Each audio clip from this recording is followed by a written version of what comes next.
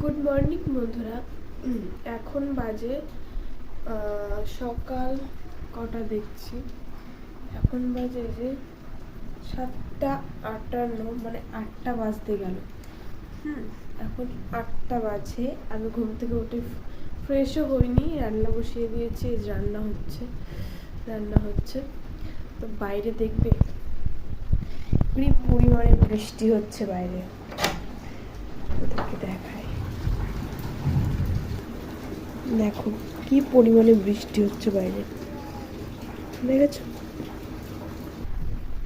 দেখো বোঝা যাচ্ছে না, কিন্তু মেঘলা মেঘলা আকাশ, বৃষ্টি হচ্ছে, বোঝা যাচ্ছে।